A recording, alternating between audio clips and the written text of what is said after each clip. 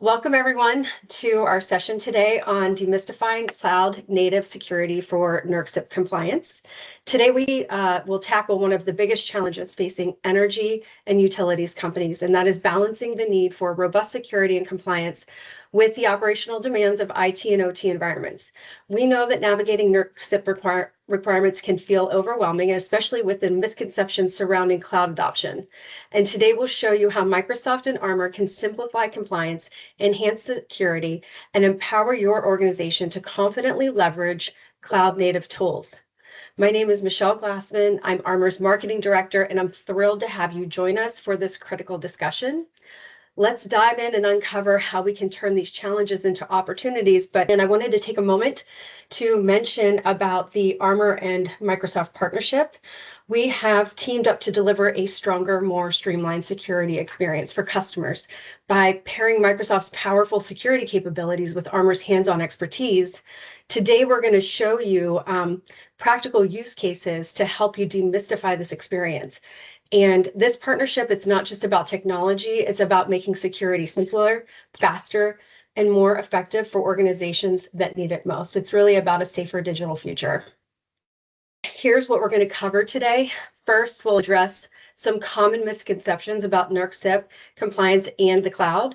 Then we'll explore Microsoft Security Stack and how it's applied in the real-world scenarios. We'll also walk through a technical deployment and discuss how it aligns with compliance requirements. And finally, we'll wrap up with a live Q&A to answer your questions. So let's go ahead and get into the meat of it. And let me introduce you to our experts today who are going to guide you through the session. First, we have Nancy Free, our Chief Compliance and Data Privacy Officer at Armor. She brings extensive experience in compliance and innovation. Next, we have Sharon Coe. She's Chief Product Officer at Armor, and she will share her insights on product strategy and implementation. And finally, we have John Spade. He is our cybersecurity customer experience leader from Microsoft and will provide a unique perspective on aligning security solutions with customer needs. So together, we're all here to help you navigate the complexities of compliance and security. So without further ado, I'm going to turn things over to Nancy. Thanks, Nancy. All right, welcome everyone today to our session. We're going to start unpacking today's one of the biggest misconceptions in our industry, the idea that NERC restricts cloud adoption. The truth is far simpler and far more empowering. NERC doesn't ban cloud, but it does enforce accountability. With the right controls and documentation, energy companies can confidently leverage cloud-native tools like Microsoft Sentinel to strengthen monitoring, analytics, and security. Now, before we dive right in, I believe it's important to make sure we're all speaking the same language. We're nothing if not in love with our acronyms these days, and in this case, it's going to be very critical in understanding where the lines are drawn. So NERC are North America Electric Reliability Corporation's Critical Infrastructure Protection Standards. This is the mandatory cybersecurity and operational risk framework for any organization that owns, operates, or impacts the bulk electric system, or BESS, which is the high voltage generation and transmission grid in North America. These standards were implemented to ensure grid reliability by protecting the systems that control it from cyber and physical threats. Given the seriousness of the threat and our dependence on the grid, NERC is federally enforceable in both the US and Canada, with fines for noncompliance up to $1 million per day per violation. While the risk of fines can be concerning to registered industries, it's more the risk of losing control through cyber and physical threats that would personally keep me up at night. I don't know about you. So let's talk about what we're protecting here. The BESS cyber systems, or BCS, this is one or more of your BESS cyber assets logically grouped into a group performing one or more reliability tasks for a functional entity. Your BESS cyber asset, or BCA, this is a cyber asset that, if rendered unavailable, degraded, or misused, within 15 minutes could adversely impact reliability of the BES. So as an example, you might group all the RTUs, the servers, HMIs, network switches together for a particular control room that supports a reliability function in a single BCS. So you've got your BCAs, that's your single cyber asset. BCS, it's the logical grouping of cyber assets. So now you go to your BCSI. That's your BES cyber system information.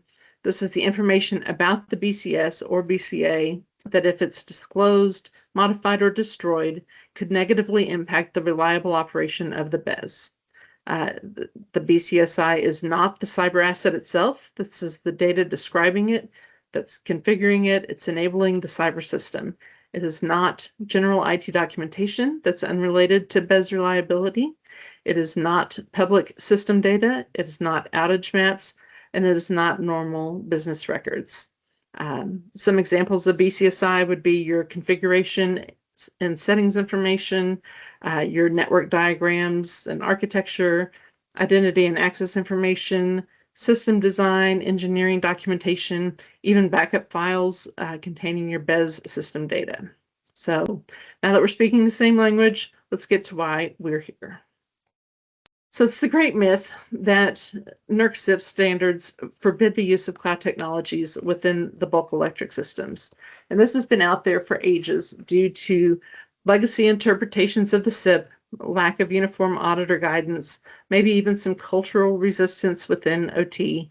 No doubt there is some fear of losing control of critical infrastructure, but that's just not the same as the actual restriction by NERC against the cloud. And let me tell you, friends, it's just not true.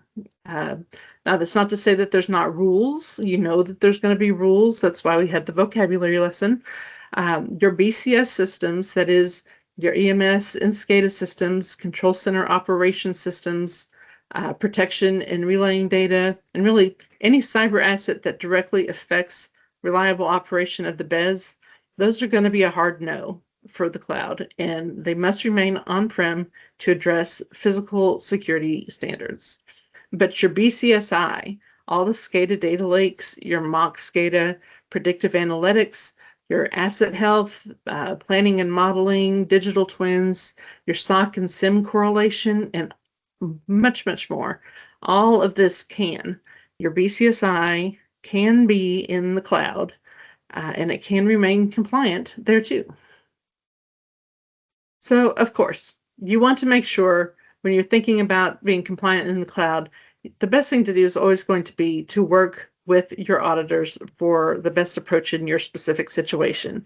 Generally speaking, I always look to maintain compliance in this way. So first, you're going to have to speak to your the SIP person in charge in your area and your regional entity to bless your scoping. Ultimately, compliance risk depends on your specific implementation and your region's interpretations. There's just absolutely no substitute for proper scoping.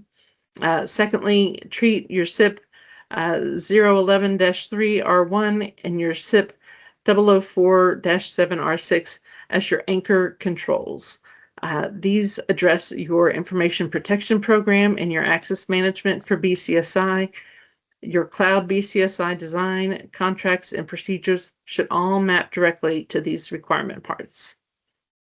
Beyond that, update your SIP 003, 004, R1 and R2, and SIP 013 artifacts to explicitly call out BCSI in the cloud, and that includes your policies, SCRM plans, training, awareness, and RSA narratives. NERC has guidance out there as your reference set in RSA and internal reviews. Yeah, you might want to read some implementation guidance. They've got usage of cloud solutions for BCSI, and they have a technical reference for BCSI in the cloud tabletop exercises.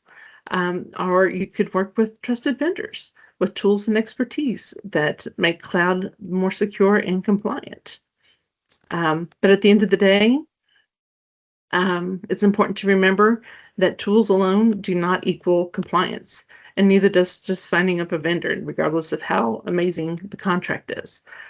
There will always be controls and obligations that you have to meet to ensure compliancy, and you are always the obligatory partner to ensure compliance for your organization. That said, Microsoft and Armor working together, we already mentioned this great partnership that we have. We're creating opportunities that strengthen your security while lightening your compliance burden. So I'm going to turn things over to John Spade, and we're going to hear more about how that happens. John? Awesome. Thank you, Nancy. Well, as she said, Microsoft, we run the platform that a lot of utilities and a lot of our other customers in the energy industry as well use to host a lot of their applications, to do a lot of their business. And the reality is a lot of the tools that they have that are from a security perspective in those licensing products and as well as on the platform tend to be unused in some cases because of this historic misconception that Nancy outlined. So I want to clear up on the Microsoft side and define that there's a lot of capability here that most people are familiar with. But there's a lot more ability to leverage these tools in these types of environments than they're getting today, because we have a robust trust and compliance model across all of M365 and Azure. The reality is that Microsoft doesn't want to be just a vendor that is selling you software. We don't want to be the people you call for support when something breaks. We want to be a trusted partner. We want to be able to build these architectures. We want to implement these solutions with you. And in my job, I lead a large team of people that help our customers implement these solutions across the most complex and largest environments in the United States. So it is likely that someone on my team has worked with you or your organization on some of these products. And in many cases, we've done this inside of a BES and inside the boundary where these assets exist. Let's start by talking about what we have in Azure and what we can use to support Nerc CIP compliance from a product perspective. We have Microsoft Sentinel. That is our SIM. And there is not a log that I have encountered on any place in a network or in any format that we cannot ingest into Sentinel in some form or fashion. There's always some way to move it, copy it, transform it, and ingest it into Sentinel, and then do all of the security detections and correlations that you want to do in that SIM. I have shipped logs out of the most restrictive environments using technologies that were invented 20 or 30 years ago in some cases. But we can definitely get it in there, and we can definitely do correlation across these environments. And the goal overall is not just to have something new and easier to support, which is of course good, but to enable new detections and make you more secure and more compliant, make this Nerc CIP compliance easier. The other product suite that we have that really helps with this is our XDR product suite. And that includes products like Entra ID, Identity Protection, Defender for Office, Defender for Identity, Defender for Endpoint, and Defender for Cloud Apps. That XDR platform will work with your Nerc CIP compliance assets that are subject to that compliance. It will work across all of those areas to help you demonstrate that you are doing the right things for access control and that you are protecting the information that resides in the cloud and on-prem at that point. The other thing that helps in a lot of cases is Purview. Purview helps you classify your data. So if you want to label your BCSI and make sure that those data points are protected at all times, Purview will help significantly there. We can do things like automatically label, control access, add layers of encryption, prevent external sharing. A lot of this is pretty much entry level and needs to be done before you even begin to have a lot of this data up there. And Purview is ready to do that on the platform from day one. And another piece that needs to be mentioned is a Defender for IoT. Defender for IoT works in OT environments to extend that XDR visibility down into your SCADA and your ICS environments where these assets live. Defender for IoT is and can be like a passive monitoring for very sensitive, right, life safety environments. We're using it in all kinds of industries, from manufacturing to utilities, oil and gas production to refining, to airlines, all kinds of places where there is legacy technology. There's real-time operating systems. There's things that are very sensitive to things like vulnerability scans and such. And Defender for IoT can passively monitor network traffic, enumerate assets, load that data into the XDR panel, and really help you have a single pane of glass across all of your IT and OT assets, and be able to enforce and show that you're enforcing the same sets of controls across all of those environments. This is really going to help you with your NERC CIP compliance because it shows that you're not limited by a legacy technology. You're using something modern. You're using something that you consistently look at. It's not special. It's not this thing that we put over with a different team. It's not something that somebody with very specialized skills has to necessarily know how the details of it and how to run it, or that you have to go through and make sure that you're patching all on its own now within that perimeter. The sensors and all of the cloud infrastructure are managed by us in this case. Like the cloud infrastructure is ours, you just have a sensor to go ahead and manage and take care of. Really, what I want to emphasize here is that the standards updates that were done to SIP 4 and SIP 11 allow the storage of the BCSI data in cloud environments with the right controls. What that amounts to in our environment is a lot of access control and reviews on who has access to the data and the systems that work within the BES. And that is how we can do things like we can patch with like Azure Update Manager. We can take your patching and you can set up patch windows. You can set up certain patch level requirements. You can phase updates throughout the environment. All of those things are fully cloud enabled at this point. And instead of relying on infrastructure that you have to set up and run and provides it just adds to the risk of your environment, really. It gives you the opportunity to let Microsoft run that service, run it in a compliant way that we can show you, pick the regulatory framework, pick the compliance framework, whatever you need to see. We usually have something around that, like a SOC 2 or FedRAMP documentation on standards that we're aligned to for these services. And that can be your supporting documentation on how you run and secure these systems. So really what it comes down to is leveraging the platform controls that you already have available to you through the Microsoft platform to make sure that your access control, encryption, logging, and detections are all working together and that you have very good regulatory compliance evidence. But on top of that, you actually accomplish the goal of all this regulation, and that is that you increase security, you decrease the operational requirements of that for your teams, and in the end, deliver more energy safely to your customers. So with that, I would like to hand it over to my friend Sharon Coe, who is the product manager at Armor. Sorry, Chief Product Officer at Armor.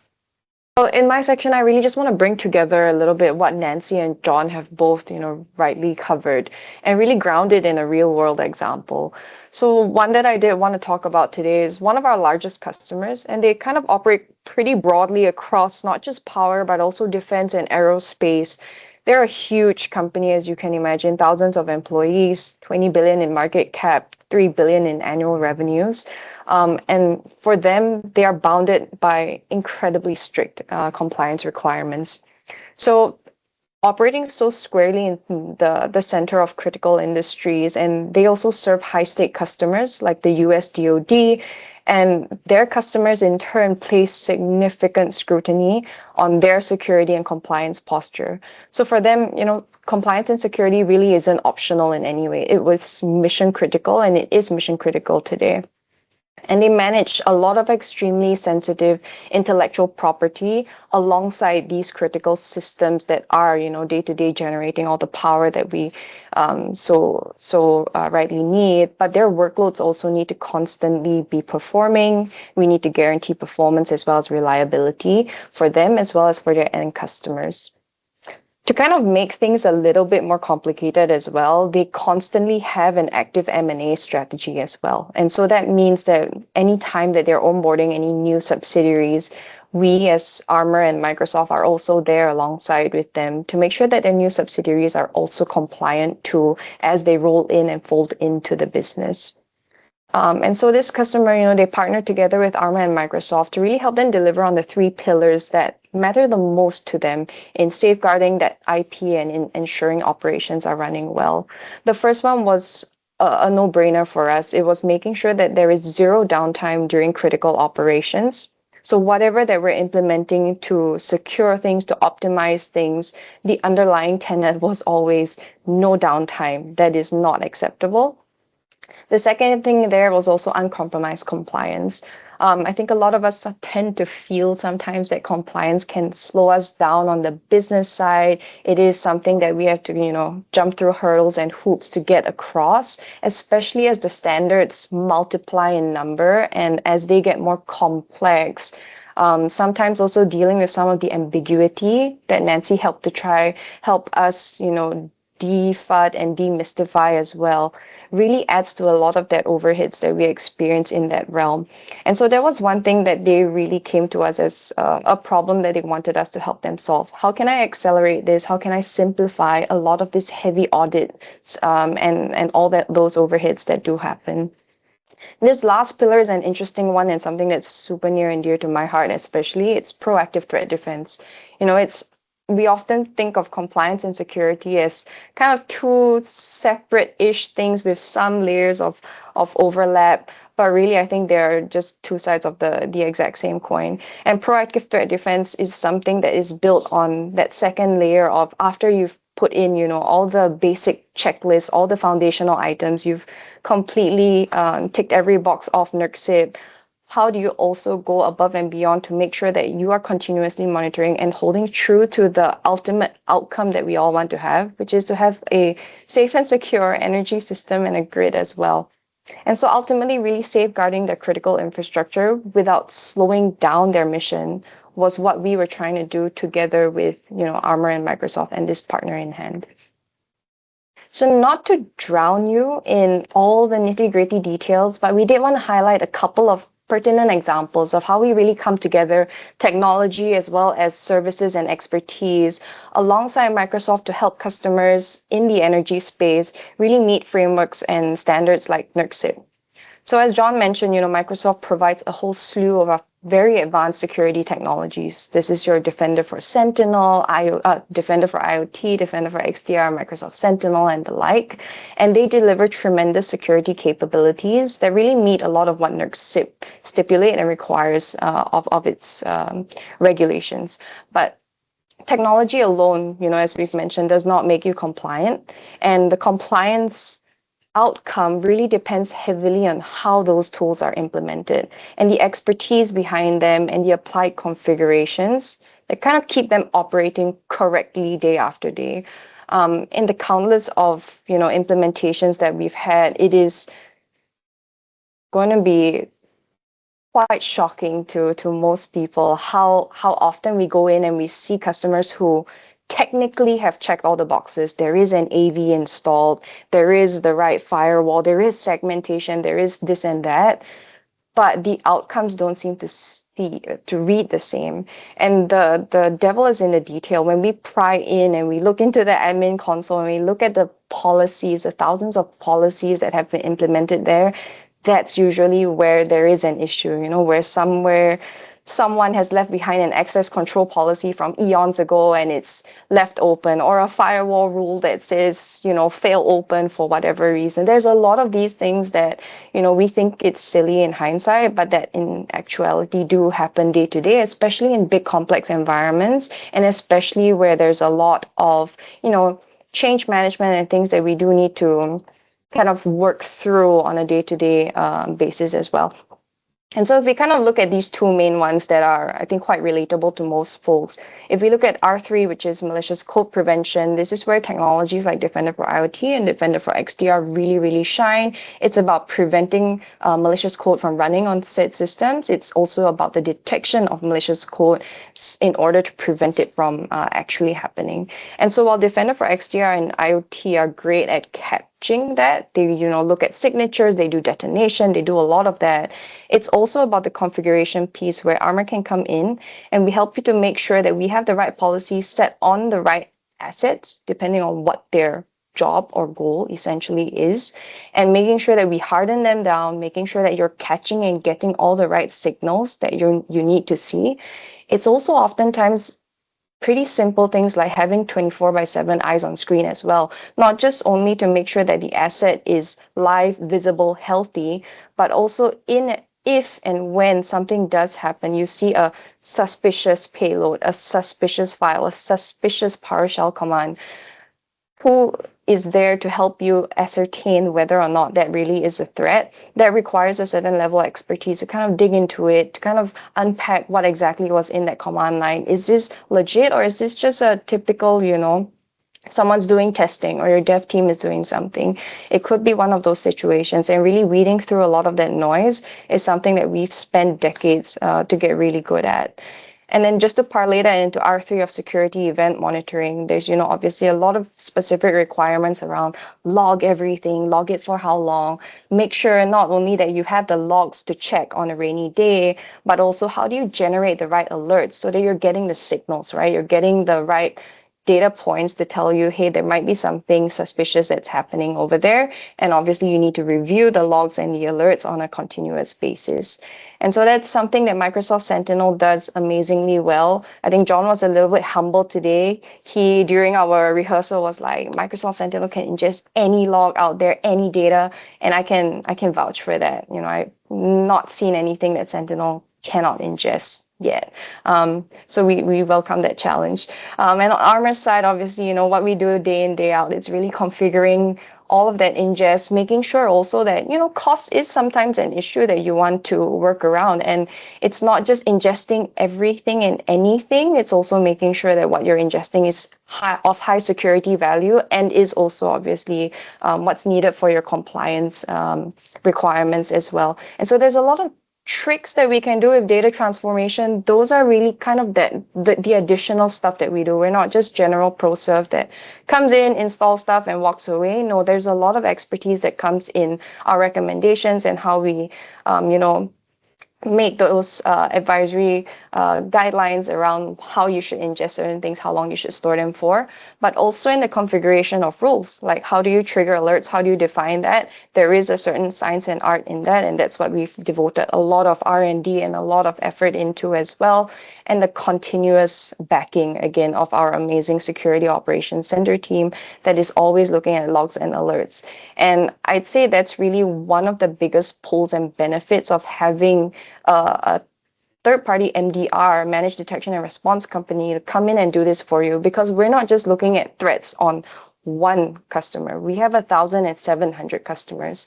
So aside from just this amazing pool of energy customers that we're looking at, we're also seeing telemetry and attacks across a whole slew of industries. And you do have adjacent industries that will have a pretty similar attack surface to you.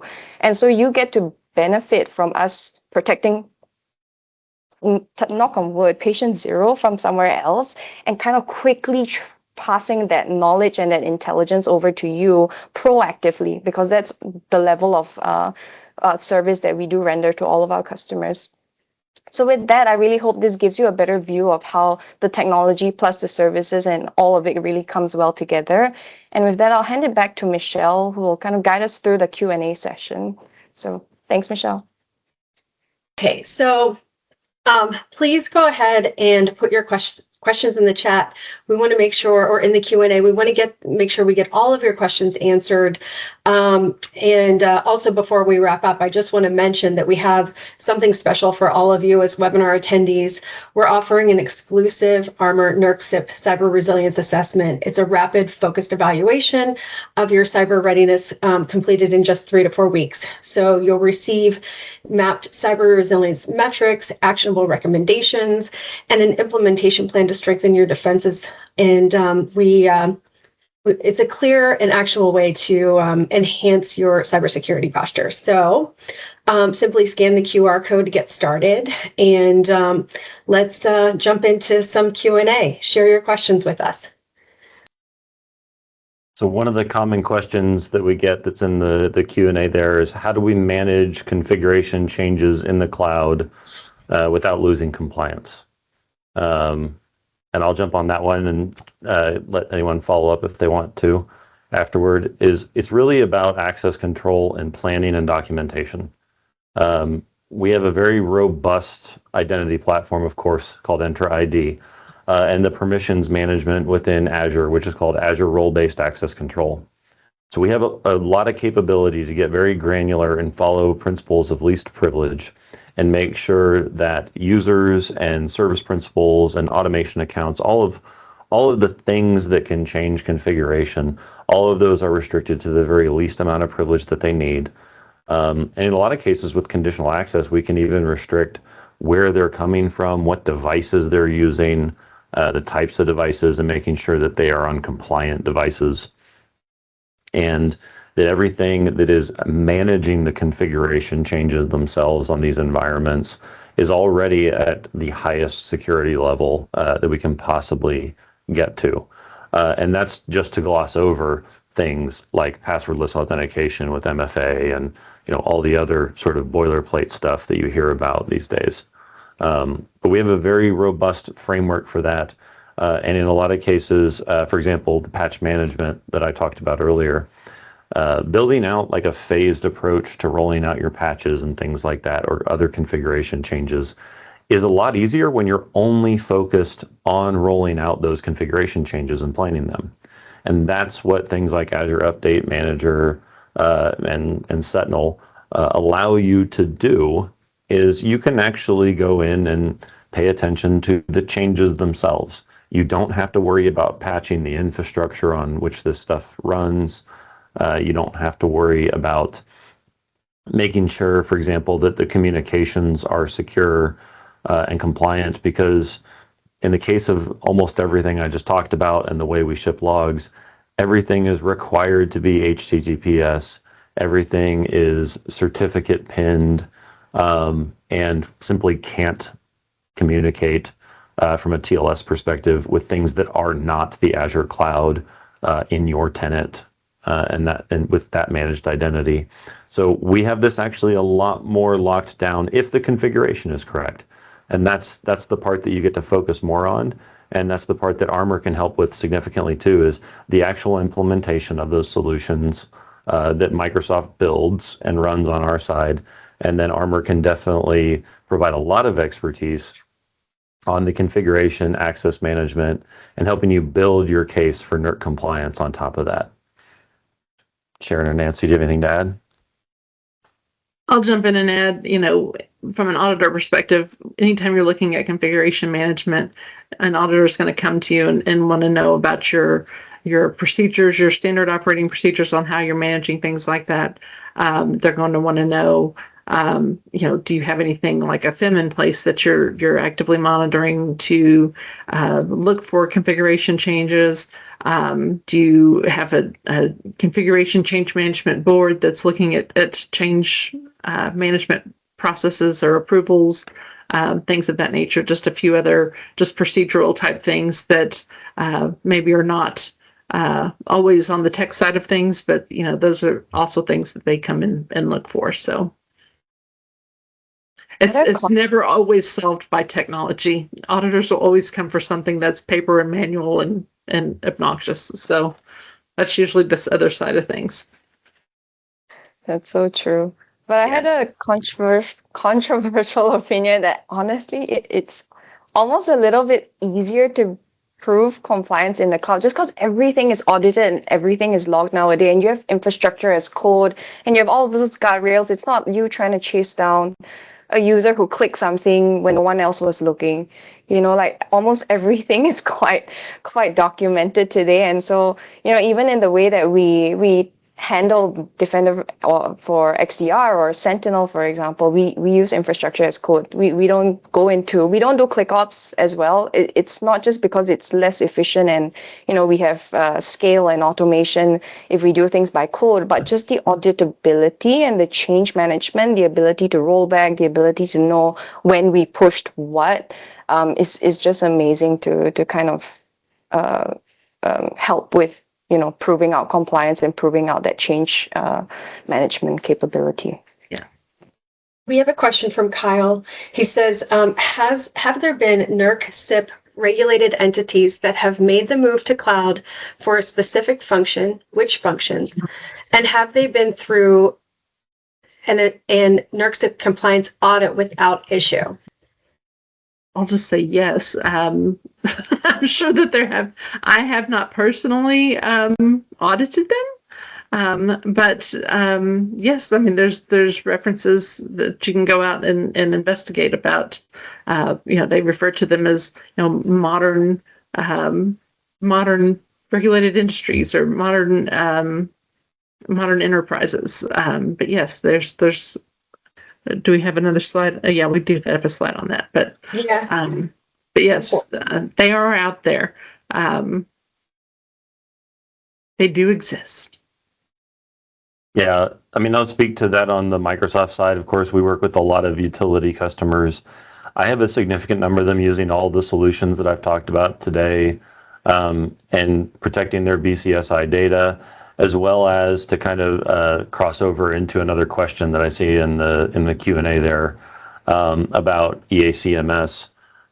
Yes, the tricky part about the utility industry right now with you all, to be candid, is you all want to talk to each other and none of you want your names attached to it if we talk about you. So I can't name any customers right now, although I'm working on trying to be able to do that privately between utilities and energy providers. So we're working on that. But all of these systems, if they get declared, if they're declared in EACMS, and if they are protecting these types of systems, the key is really what was on the slide earlier, is that you are going through and doing very fine-grained access control, showing that you're doing access reviews and audits, and that you have a very robust detection mechanism for when any of those principles are violated. And that's really what Sentinel provides itself directly, is not only do we have the controls that you can put up front that should prevent any